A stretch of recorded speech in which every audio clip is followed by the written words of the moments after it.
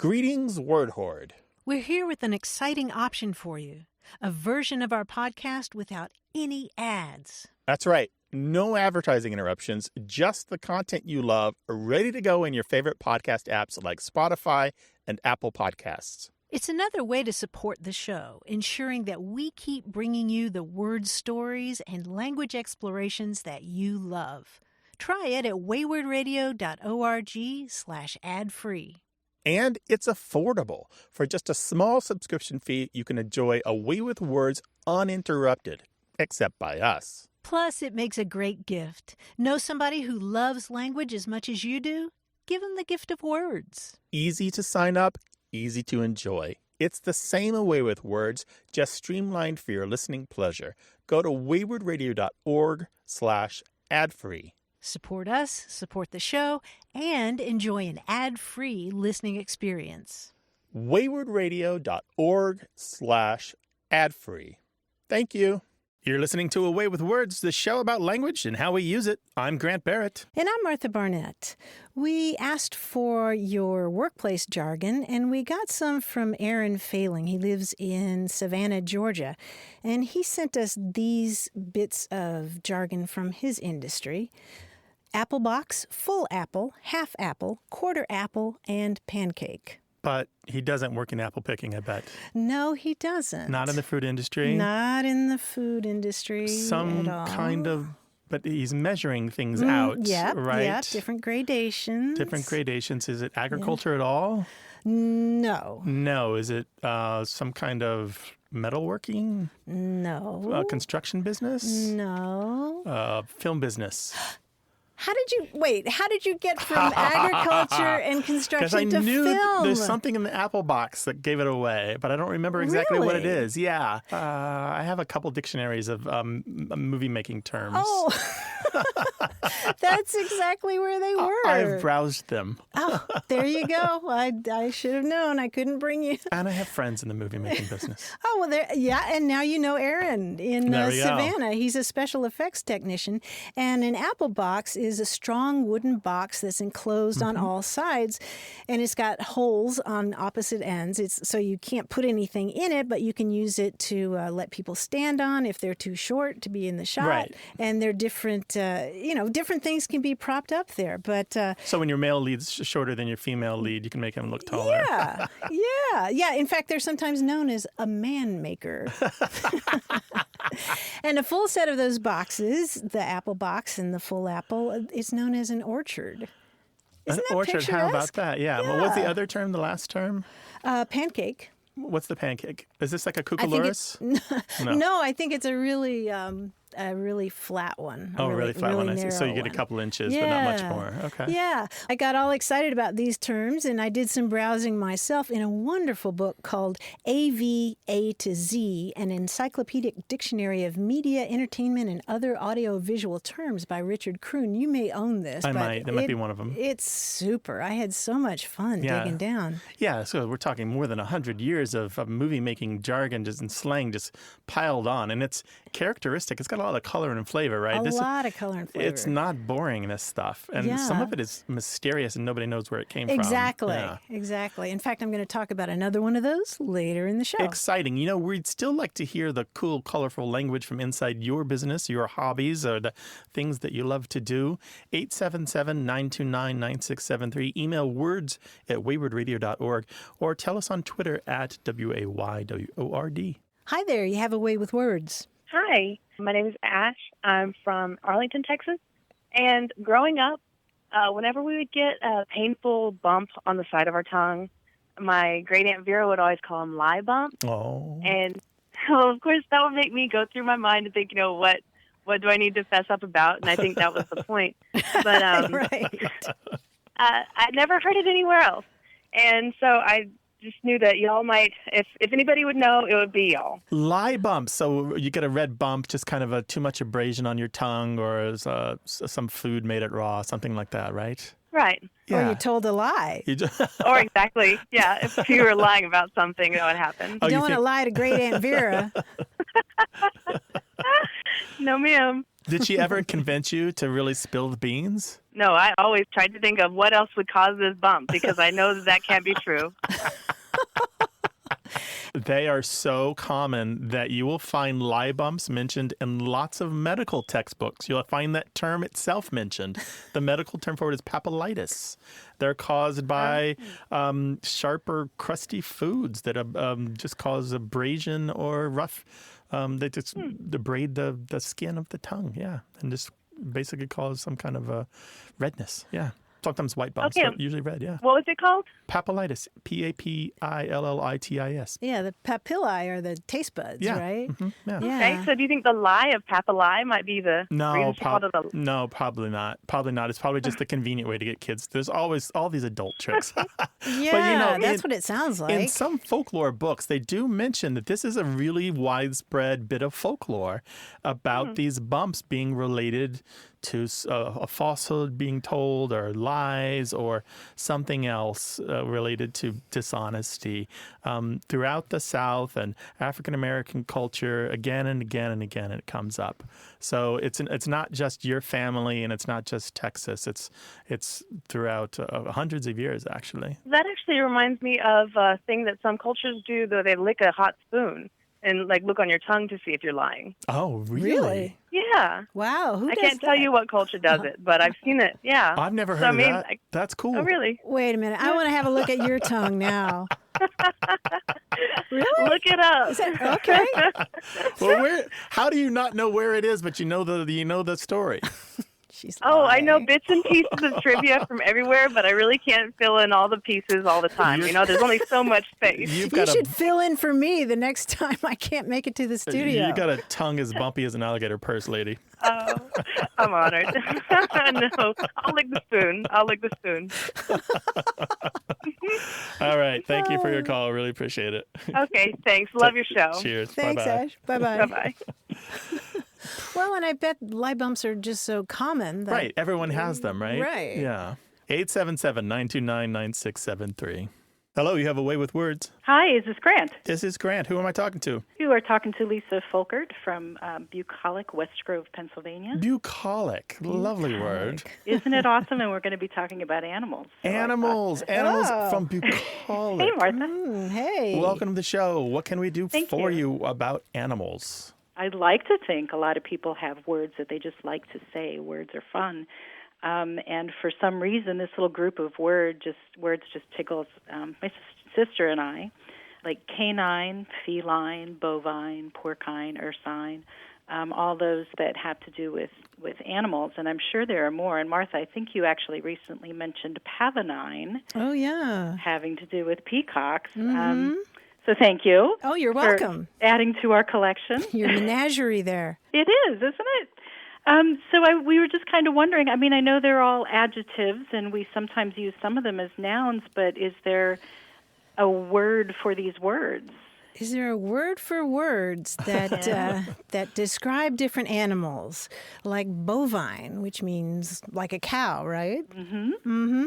Yeah, they're often called animal adjectives, and another term for it is collateral adjectives. Those are adjectives that apply to a particular class of things.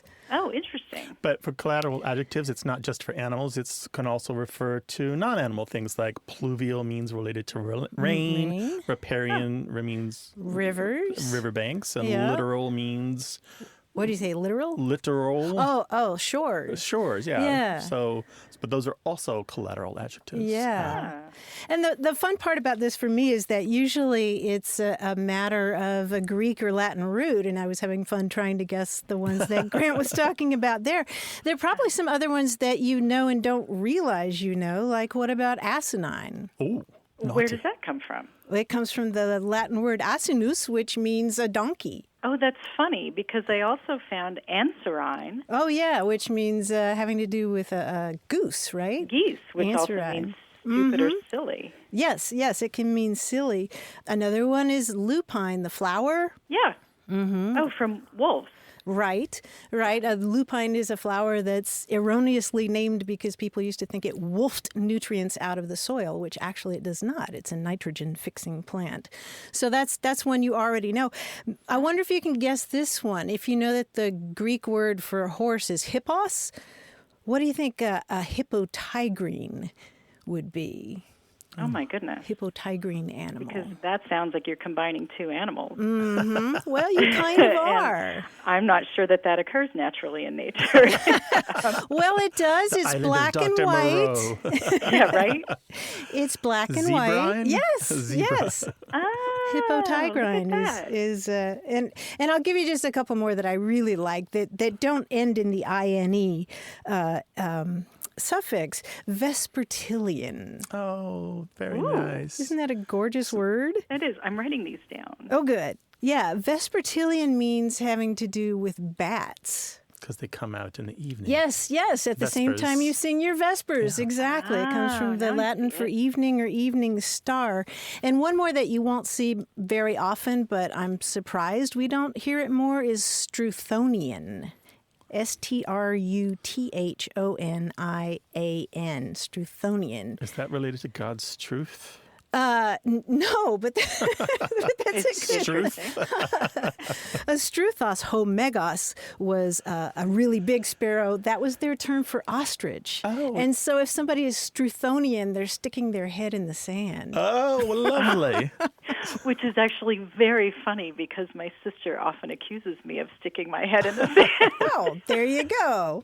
So I am Struthonian. Mm-hmm, Struthonian. Very interesting. There are lots of those. If you just Google animal adjectives, you'll find lists of them. Another strategy is to take the 5 or 6 ones that you most likely know and Google them all together at once, and you'll come up with lists that have those 5 or 6 and tons more. Okay, interesting. Well, I did find one other thing when I was kind of looking up animals, barnyard animals specifically, because so many of the ones that I named tend to be from the barnyard animals. And I looked up pigs, and the genus for pigs is Sus, S-U-S, which made me think, well, is that then where we come up with calling for pigs? It is indeed. Absolutely. That is where we come up with the pig call. That is so interesting. But that must go back quite a ways. Yeah, many years. Yeah, many years. Yeah, to Greek. Great. That answers my questions and gives me more things to add to our list. You must be fun on road trips. Well, I'd like to think so. Lisa, thank you for your call. Thanks so much. All right, take care now. Bye-bye. Bye-bye.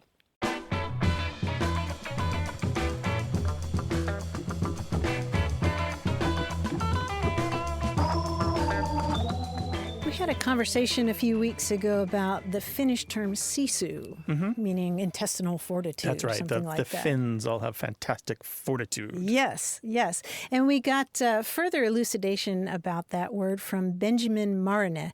He's a print artist in northern Wisconsin who actually operates under the name Sisu Press. And he says, I'm from a Finnish immigrant community, and I've heard the word my whole life. One thing worth mentioning is that what makes sisu different than grit is that sisu does not exist in a vacuum. In order to invoke your sisu, there must be resistance. It doesn't take sisu to climb Mount Everest. It takes sisu to climb Mount Everest with a pack of hungry wolves on your tail and you have no weapon. But you climb, you fight anyway. I see. So you have to have a challenge. Yeah. Not a challenge you made for yourself, but a challenge the world threw at you. Yeah, just extra. Yeah, gotcha. 877-929-9673.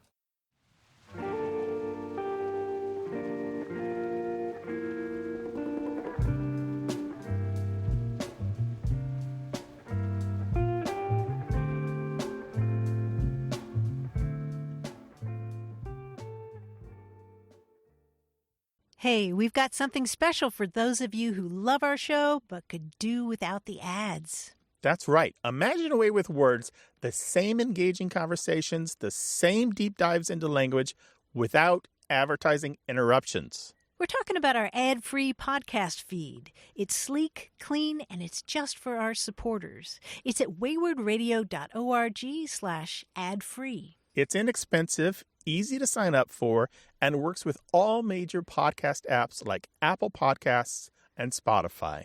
It's an affordable way to support the show and get a seamless listening experience. And if you're feeling generous, why not give a subscription to another Away with Words fan? That's waywardradio.org/ad-free. Sign up today. Your support means the world. waywardradio.org/ad-free. Thank you. You're listening to Away with Words, the show about language and how we use it. I'm Martha Barnett. And I'm Grant Barrett, and we're joined by our quiz guide, John Chinesky. Hi, John. Hi, Grant. Hi, Martha. You know, there's a lot going on in today's quiz, but we need to know who is doing it. A common person's first name is hidden within each of the following sentences I'm going to deliver to you. So please tell me who is doing the doing. Now remember, the name will always be 5 letters or longer. So here we go. The pool I've recently drained. The pool I've recently drained. Wow. Liver? Actually, you're closing in on it. Oh, really? Oliver. Oliver, Nice. yes, very good. Here's the next one. The crewman drew a fine picture. Crewman? Crewman, yes. Andrew. Andrew, there it is. The crewman drew a fine picture. Andrew. How about this one? She can always tell a lie from the truth. Always tell a lie from the... Stella. Stella it is. Stella! Very good. He has her files well organized. Asher. Asher, yes, very good, Grant. Good. He'd rather a banana than an apple. Banana than Nathan? Nathan it is. Nice. Very good. Yeah, Nathan would rather a banana. She loves a man that can solve puzzles. Of course she does. Yeah, of course. Who doesn't? Is Samantha a word? Close. Loves Samantha. Samantha loves a We man that can know a solve puzzles. Samantha. Samantha, call me. Sammy. Her recipe for lasagna omitted garlic. That's terrible. Gotta include garlic. No, you want the garlic in there. Yeah, totally. Omitted? Is that the word? Omitted, yes. Naomi. Naomi, yes. Very good, Martha. Though if there's someone out there called Forla, we'll take that too. Sure, whatever. Maybe we'll start a new trend. Forla. His anger wreaks havoc on normal days. His anger wreaks havoc. Wreaked. Right? Havoc. Reeks or wreaked? Reeks. But that's not important right now. How about Connor? Connor it is, there. Martha. We've got your wheelhouse, I think. Here's the last one. He acts a bit showy at times. He acts a bit showy at Wyatt. Ooh. Wyatt it is. Nicely done, Grant, for Showy the at. to wrap us up there with who's doing the doing. These are the people who are doing the doing. Wow. Nicely done. That's a new one. I don't think we've done this one before. No, This we is a new haven't. one for us. Yeah. Yeah. Thanks, dude. We'll talk to you next week. Thanks, Talk John. to you then. Bye-bye. Well, we do a lot of goofing around on this show, and we talk about all aspects of language. So if you want to talk with us on the air, give us a call, 877-929-9673, or send your questions and stories about language to words@waywardradio.org. Hello, you have a way with words. Hi, my name is Kathy Mache, and I'm from Jamestown, North Dakota. Hello, Kathy. Welcome to the show. Hi, Kathy. What's going on? The other day when we were driving along the road, we noticed a car with a flat tire, and I said, oh, yeah, that one's flat as a flivver. And my husband said, yep. And then he said, what is a flivver? And I said, I don't know. That's something I've said for years and years and years. And so we started thinking about it, and we have no idea where we got that saying. So I'm a Googler, so I Googled, and I came up with several different references. Some people saying, no, it's fritter. Some people saying it's flitter. Mm-hmm. Only one person saying flivver. But then I did talk to my husband, and he said, no, he remembers saying it when he was a kid, and he's from the West Coast. And I remember hearing it when I was little, and I was actually from the East Coast, but my family was from the South. So I did ask my mom, and she said she doesn't remember saying it, but she does remember the saying flatter than a flivver. But we're just curious where it came from and what it actually means and whether or not it is flivver or we're making this up. So this was a tire that was flat out of air, and you said it was flat as a flivver. Am I thinking Flivver? Yes. Okay. That's how I would have spelled it, yes. Well, so Martha and I both have the answers to this. One of the things I want to say about Googling is there's a lot of stuff that's not on Google, if you can believe that. So Martha and I both have deep libraries of stuff that has never been digitized and doesn't exist on the internet. So there's two things happening here. One is I'm going to answer the flivver part, and Martha's going to answer the other part. The flivver is an automobile. It's an old, junky automobile. And a flivver dates back to around 1900s, and it originally meant something that failed, like a stage show, a theatrical show, or a bad athlete, or a failed business. And we don't really know where the term comes from. And a little bit later, it came to mean a failed or a cheap automobile, with the idea being that they were likely to break down. A lot of people think of Model Ts because they're very cheaply manufactured, and people thought of them as likely to fall apart, although the parts were also easy to get. So you might say a Model T was a flivver. And even today, some people talk about, your hoopty is your flivver. Your hoopty is your flivver. It's a really dated term at this point. But the expression flat as a flivver is more commonly known as, Martha? Flat as a flitter, flat as a fritter. Yeah. Meaning a pancake. Yeah. So you've had a flivver, actually, probably. Yeah. For breakfast. Yeah, pancake or something like that, right? Yeah. It has to do with frying up. The word fritter comes from an old word that means to fry, and you get variants of that like flitter and flivver, which is something really flat, right? Right. Yes. And that goes back all the way to the 1870s or so, right? Yeah, by far and away, flat as a fritter or flat as a flitter, F-L-I-T-T-E-R, far more common than flat as a flivver. Okay, well, the Model T for flivver makes sense because my husband actually rebuilt a Model T and worked with Model T when he was a kid. So that's probably where he got the term flivver. And then who knows where I got it. I could have picked it up from him having heard it the other way. Flitter or fritter, and then once I got I've been with him for 30 years, so once I got with him, I may have changed it after having heard that word. Yeah, we do influence each other's language, don't we? Yes, and when you come from, completely across the country from each other, that gets a little interesting. Well, yeah, call us again sometime about another aspect of your common language. Yeah. Okay. I will keep that in mind if we have another time when we're like, what does that mean? I have no idea. Where did we get that? Kathy, I bet you will. Kathy, it was a delight. Thanks for your call. We really appreciate it. All right. Thank you. It's been a lot of fun. Bye-bye. Thanks. Bye-bye. Bye. Oh, that was wonderful, right?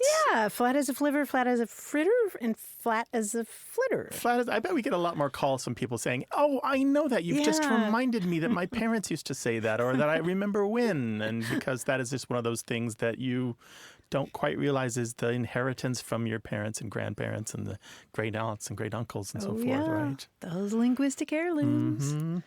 Call us with yours, 877-929-9673.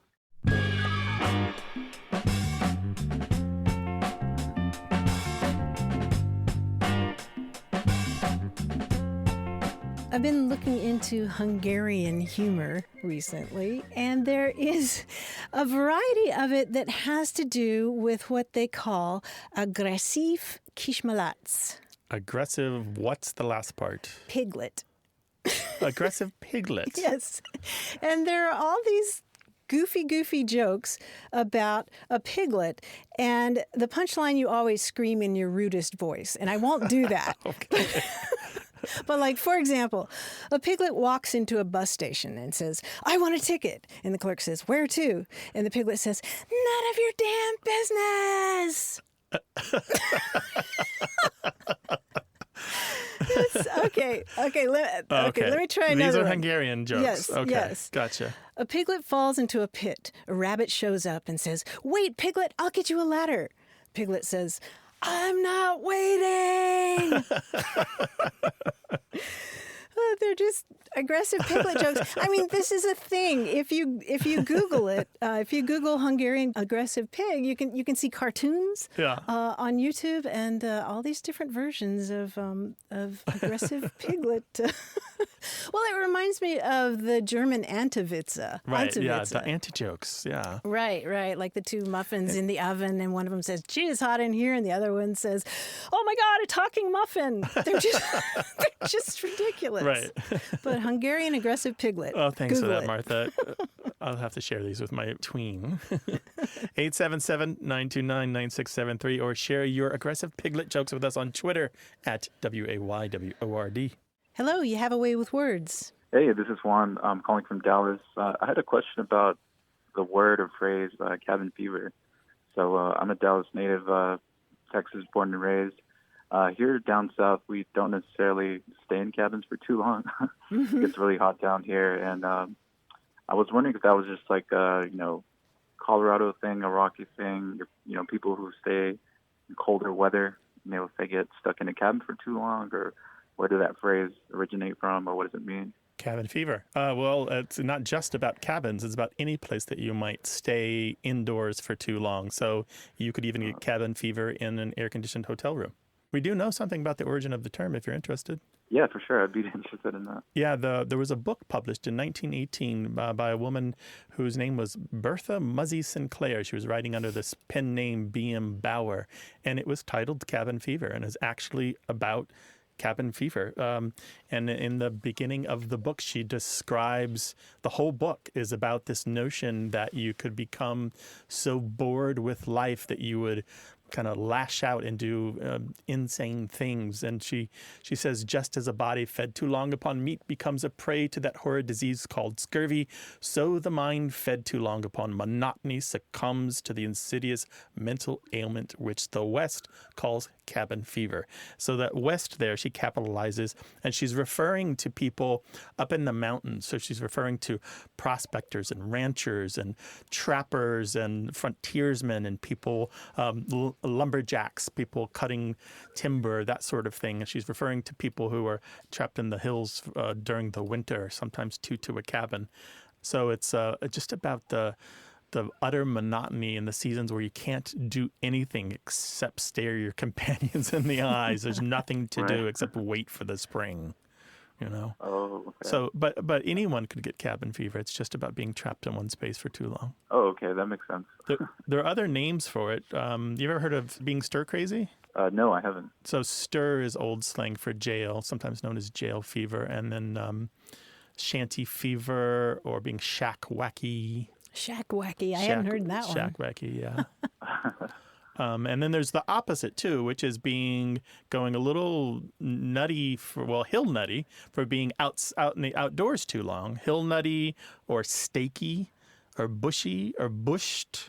These are all for just being out in the wilderness way too long. So you're too disconnected from civilization or the urban environment. Steaky. How are you spelling that? Stakey, steaky. Okay. Yeah, or Cool. bushy, bushed, hill nutty. Yeah. Didn't know those words. Anyway, so there you go. How about that one? Awesome. I learned a lot today. I appreciate that. Yeah, sure. Thanks for your call. Appreciate it. All right. Have a good one, guys. You too. Thank you. You too. Bye-bye. Some people think that cabin fever means cabins on ships, but we don't have any evidence of that at all. Yeah, So I'm not it's- surprised. So they think it's about being aboard a ship for too long, which you certainly can get stir crazy or a cabin fever, but we have no evidence that it comes from ships at all. Sure. I can just see being laid up in a cabin for months, in those harsh winters. Yeah. Oh, my gosh. Some of the dictionaries of Ramon Adams of Words of the West, Oh, he talks yeah. about when two or more cowboys are snowed in at a line camp and forced to spend so much time in each other's company that they become hostile to each other. They are said to get cabin fever. You just kind of like pick your Right. corner and just give each Right. other the evil eye. No Wi-Fi. No Wi-Fi. What a horrible thought. It's whatever supplies you've laid in for the winter in each Yeah. other's company, and that's it. 877-929-9673. Hello, you have a way with words. Hi, this Hi. is Kay Galbraith in Sparks, Nevada. Hi, Kay. Welcome to the show. Thanks. I'm delighted to be able to do this. What can we help you with? Over the years, I've had a dilemma about the pronunciation of tinnitus or tinnitus. And recently, I bought hearing aids. And when I asked whether they could be set to mask my tinnitus, when Tim replied, he said tinnitus. So I've had the condition since the mid-'90s and have heard both pronunciations, but most of the time, tinnitus is from professionals. And I remember years ago being in a medical terminology class, and we were told that itis on the end of the word, like tonsillitis and appendicitis, meant that there was an inflammation. Well, I knew that didn't make sense with this, and so anyway, I've never really looked into it, and Tim, the gentleman I bought my hearing aids from, says, why don't you call Away with Words? And I thought, that's a great idea, and I thought you guys would probably clear it up for us. It is a great idea. We're glad you called. Your experience jibes with mine, usually hearing medical professionals say tinnitus rather than tinnitus. I think the rest of us tend to say tinnitus just by analogy with arthritis and tonsillitis. Gastritis and mastitis. All those itises that have to do with inflammation or disease. But yeah, I suspect it goes back to the Latin origins of the word. It comes from the Latin tinere, which means to ring or to tinkle. And like a bell, not like in the bathroom. like a bell. And in fact, the Edgar Allan Poe poem with the tintinnabulation, it's a relative of that word because tintinnabulum in Latin means bell. Tinnitus or tinnitus tends to be a kind of ringing sound or buzzing sound, right? Mm-hmm. True. Mine's kind of a high-pitched ringing, but I understand there's all kinds of sounds that are far more annoying than what I have. So I'm wondering, too, if medical professionals tend to pronounce it differently because it's spelled differently, right? It ends in a U.S., tinnitus. Yeah, I noticed that. Yeah. I never really looked it up before. Yep. I just kept saying tinnitus. I did the same thing growing up, and it was only recently when I heard a doctor talking about it that I started listening more closely. And indeed, I hear lots of medical professionals say tinnitus. So either one's correct. I think the vast majority of us tend to say tinnitus. And there are even style guides that will tell broadcast announcers to say tinnitus. Yeah, right? that's right. I found an NBC style guide from the 1950s. That's the pronunciation that they recommended even back then. I'll be darned. Okay, I thought maybe tinnitus was actually correct, so either one is. Well, I'd say you clarified it pretty good for me. It's not exactly wrong, so I'll just probably continue with tinnitus. I think that's a good decision. You're not wrong. Thank you so much for your call. Good. And thanks so much. I really enjoy your show. Take care. Bye-bye. Thanks. Bye. Bye-bye. 877-929-9673.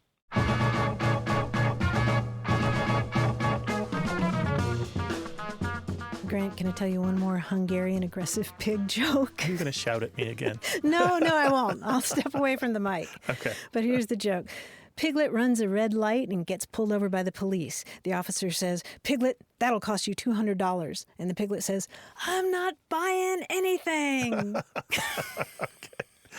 These are ridiculous. Look it up. Hungarian aggressive piglet jokes online. I'm not buying anything. That was good. For some reason, I'm imagining Piglet from Winnie the Pooh, which kind of, I don't imagine him angry because he's such a sweet little thing. But imagining him angry makes it even weirder. Maybe that's some of the appeal. Yeah, but they're real cute Piglet cartoons online. Yeah. 877-929-9673.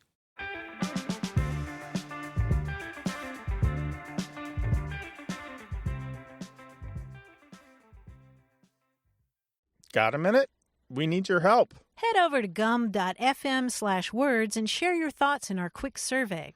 Your feedback matters. It's the backbone of our show's success. Thanks for making our show even more successful. That's GUM.FM/WORDS. Thank you. You're listening to Away with Words, the show about language and how we use it. I'm Grant Barrett. And I'm Martha Barnett. The Harry Potter series has been translated into dozens of different languages now. And there was a little bit of, I don't know if you call it translation or not, between the British version and the version that was published here in the United States. For example, Harry Potter and the Philosopher's Stone in this country became Harry Potter and the Sorcerer's Stone. Right. And there were a lot of other things that were Americanized in that version, like changing pudding to dessert and kippers to sausages and jumpers to sweaters and trainers to sneakers. And we just had an interesting discussion on our Facebook group about whether or not that's a good idea. Do kids really need to have that kind of book translated for them?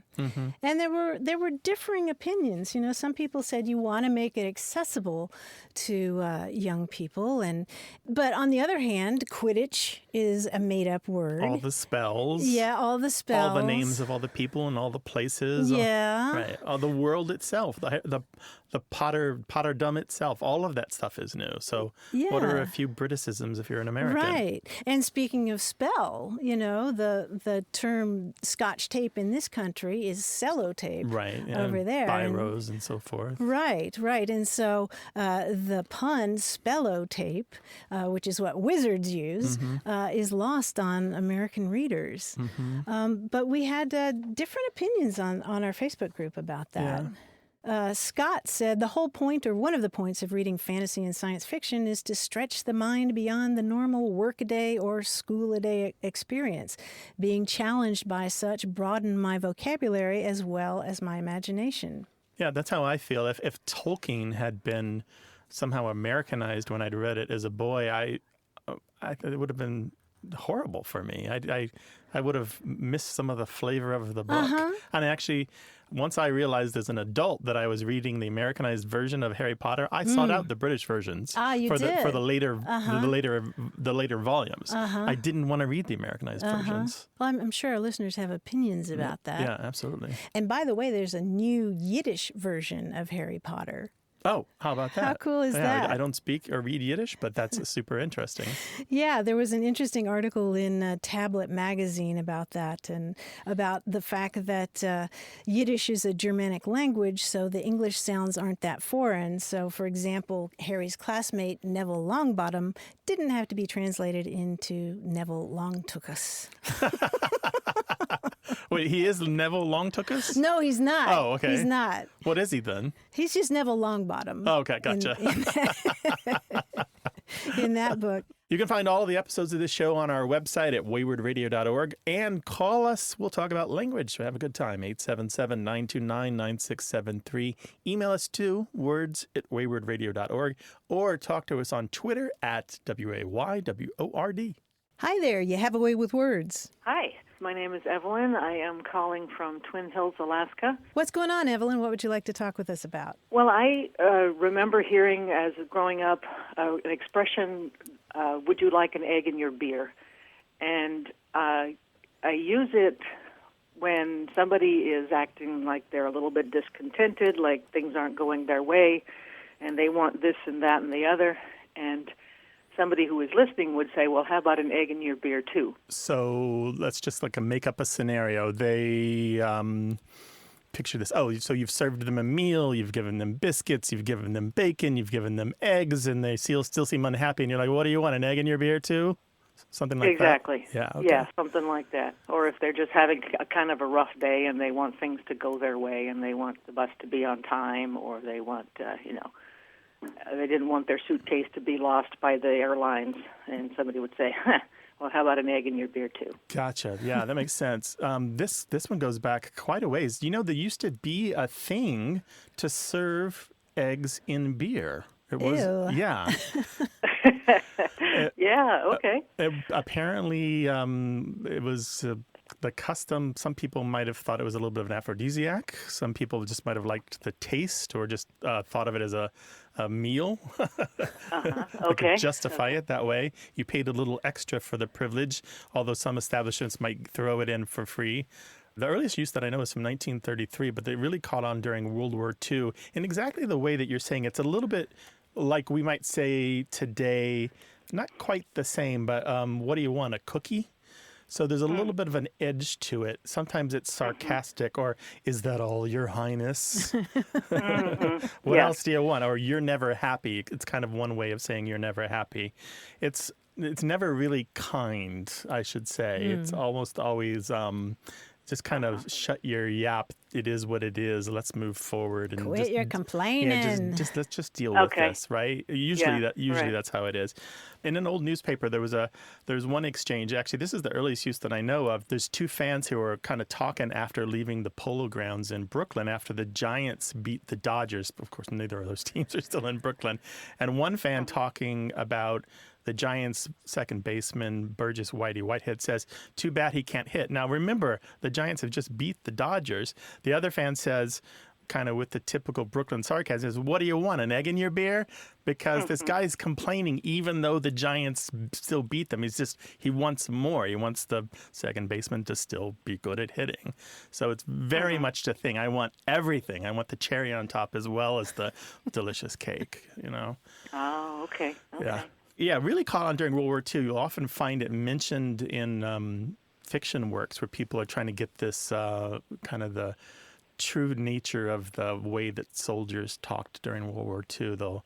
Fiction writers will kind of capture some of the way that they spoke or the way that they wrote their letters back by using phrases like that. So a little extra protein, but... Yeah, what do you want, an egg in your beer? Well, somebody suggested to me, I think my husband suggested maybe it was a kind of a really extra special hair of the dog if you had too much to drink the night before. And so, as you say, sort of like breakfast maybe.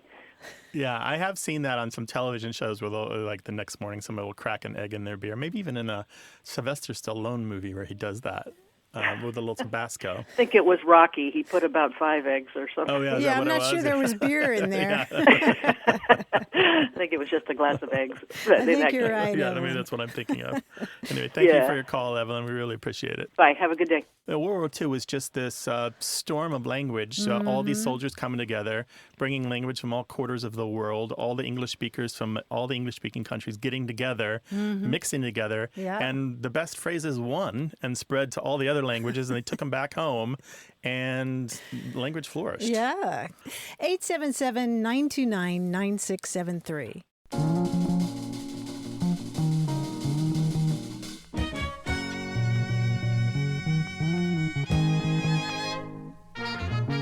We heard from Brian Snyder, who lives in Harvest, Alabama, which is outside Huntsville. And he says, "I'm 60 now, but when I was a boy, I would love to go to my granddad's house for humlabas. I have no idea of the spelling, but he spells it Hoomlabba. That's his attempt. And he says, a humlaba was any kind of meat on a biscuit. He would tell me that cowboys ate them on the trail, and he was very interested in horses. I've never heard that term from anyone but him. It could just be something he made up, I suppose." Yeah, I don't know that one. Humlabas. No, I'd love to find out more about that. That's a new one for me. Yeah, well, who knows about humlabas? So this is a kind of meat you'd eat on a biscuit or on bread. Yeah. If you can help Brian out, give us a call or send us an email, 877-929-9673, or tell us about humlabas at words@waywardradio.org. Hello, you have a way with words. Hello, my name is C.A. Perry from Indianapolis, Indiana. Well, C.A., welcome. What can we do for you, sir? Well, I was calling in about an expression that was used by my late mother. She was a workaholic. She worked around the house, dusting, mopping, sweeping, just constantly working. And oftentimes when I would call her and she was very tired, she would use the expression, "I am just dead on foot." And I was wondering, where would such an expression like that come from? Dead on foot. And you took it to mean that she was basically dead tired. Yes. Yeah. Well, the dead for tired to completely tired comes from about the early 1800s.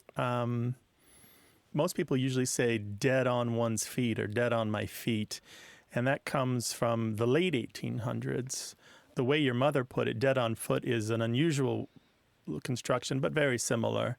And it reminds me of a line from an old Saturday Evening Post story. There's a story by Kenneth Harris called Dancy's Legacy about 100 years ago.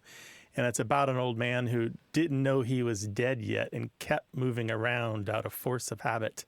You just get so that all the chores get to be so customary and just part of your daily ritual that the body keeps moving, and even though you've got nothing left in you. And I can understand. I'm one of 5 kids myself. I can see that. I can recognize your mother and my mother and know what that was like to be so tired to take care of the kids in the house and just be so tired at the end of the day. You just keep going. You're just going through the motions. Just going through the motions, even though you got nothing left in you. So that's what we know about that expression, CA. Very interesting. I listen to you guys all the time, my wife and I, and we just love your show. Well, thank you very much. We appreciate it. Thank you for reaching out. Thank you very much. All right. Take care now. All right. Bye-bye. Bye-bye. Boy, I can identify with that. I've never heard that version of it. I'm dead on foot. Dead on foot. But I'm thinking about other things you might do on foot. What else would you do on foot? Well, I'm picturing a horse, who's pulling a cart and has just been pulling all day and just kind of one foot in front of the other. Yeah. Not even thinking about where they're going. Well, I'm thinking about, traveling on foot as opposed to traveling on a human traveling on foot as opposed to traveling in a car or traveling on a plane or something like that. Just the idea of trotting and plodding and the misery of it as opposed to everyone else zooming by. Yeah. Yeah. 877-929-9673. Email words@waywardradio.org. Hello, you have a way with words. Hi, this is Danielle. I'm calling from Wells, Vermont. Hello, Danielle. Welcome to the show. Thank you so much. I love it. Oh, yay. What can we do for you? My question is about the white furred animals that come out at night and eat lots of ticks. Is it possum or opossum? And is the O silent? And how do you write it out on the page, and how do you say it? So opossum or possum. So they have the pointy nose and lots of teeth, and they carry their babies on their fur, right? Yes. And they have the whip-like tails. Yeah, sort of bear, right? Yeah, bears, furless tails. Yeah. Yeah. Well, what do you say, Danielle? Only marsupial in North America. There you go. Yes. Sounds like you've been doing some reading on it. Yeah, they have lots of interesting anatomical features. But what do you say for it? I have always said opossum, and I think that's because of how I read it on the page. Mm-hmm. But my husband spent time in Georgia for his high school education, and he has only ever heard people say possum. Mm-hmm. It just came up this week that it turns out those may have been the same thing, but I need to find out, could the O really be silent, or are they referring to a different animal? What's going on here? Yeah, no, the O's not silent. It's two versions of the same word. And it's a really cool word. It originated in a Native American language, Algonquian, where a similar sounding word to opossum meant the white animal or the white beast. It took a couple of different turns that are kind of interesting, because that Native American term got applied in this country to the animal that you're describing. And explorers also went to Australia and applied it to a different animal in Australia that's usually has a furry tail and it's got a ring, and it's called a possum, just simply possum, Possum. But so it's not that the O is silent, it's really that there are two different versions of that word, opossum and possum. And like your husband, I grew up saying possum. Yeah, me too. Yeah, and grinning like a basket full of possum heads. I never said that. Because they kind of grin. And I think mostly in the South, you would hear possum. There's a thing that happens when a word starts with a vowel like that, a vowel consonant, where it's easy to lose that O because that first syllable is unstressed. So that O defaults to a schwa or an O, and it just falls away, and it just turns into possum. So that naturally happens for a lot of speakers. And you will find almost from the very beginning the possum spellings where the O isn't even there, or there's no vowel at the beginning. Like, as soon as we find versions of the word that have the O, almost immediately we find versions of the word, and we're talking the 1600s, we find versions of the word that don't have the O at the beginning. So it started immediately. Yeah, that process is called aphosis, and the same thing happens with alone and loan, for example. You don't have that syllable's not accented, and it's easy to just fall away. So I think your question also is it correct to say a possum as opposed to an opossum? Is that right? Yes. I would say either one is correct. I mean, an opossum sounds much more formal to me. But it sounds like Danielle says a possum. Are you saying the O as a schwa, or are you saying? Well, it sounds like it's correct to say either a space possum, right, or an space opossum. Right, that is correct. Okay. Some people will say opossum. I gotta admit, I usually, when I hear people say opossum, it's in either an ironic or very self-conscious way. I rarely hear people say anything but possum when they're just speaking casually and not actually talking about the word. When people are trying to make a point about the word, then they kind of overtly and winkingly say opossum. Yeah, I'm thinking of the term play possum. Yeah. If somebody's pretending they're dead or something, an animal is pretending it's dead. I have never heard anybody say, "Oh, they're playing opossum." No, they don't say that. No. Right. Playing possum. Yeah, and I would say play possum too, but okay, so maybe only to think about it too hard. Yeah, yeah. But either one works across the United States. Both are used, and possum probably is used by most people. Okay, thank you so much. Sure. Thanks for calling. Take care. You too. Yep. But this is a great example of a Native American word borrowed into English that has a long life and still has heavy daily use. And I love that it not only is used in American English, but is used in Australian English as well, right? Yeah, it went a long way. It went a long way. And there is some debate in Australian English about the origins of the word. Some of them don't even know that it comes from a Native American language. Yeah. They have some. I heard a podcast recently where they were discussing it, and there was some befuddlement about where does this word come from, which of the Aboriginal languages, and they didn't know. And it was charming because they have their own rich linguistic history with their own local languages, and so they were working hard at it, but kind of missing the trick. 877-929-9673 is the number to call to talk with us, or send your questions and stories about language to words@waywardradio.org. Thanks to senior producer Stephanie Levine, director Colin Tedeschi, editor Tim Felton, and production assistant Caitlin O'Connell. You can send us a message, subscribe to the podcast, get the newsletter, or catch up on hundreds of past episodes at waywardradio.org. Our toll-free line is always open in the U.S. and Canada, 877-929-9673. Or send us your thoughts to words@waywardradio.org. A Way with Words is an independent production of Wayward Inc., a nonprofit supported by listeners and organizations who are changing the way the world talks about language. We're coming to you from the Recording Arts Center at Studio West in San Diego, California. Thanks for listening. I'm Grant Barrett. And I'm Martha Barnett. Until next time, goodbye. Bye.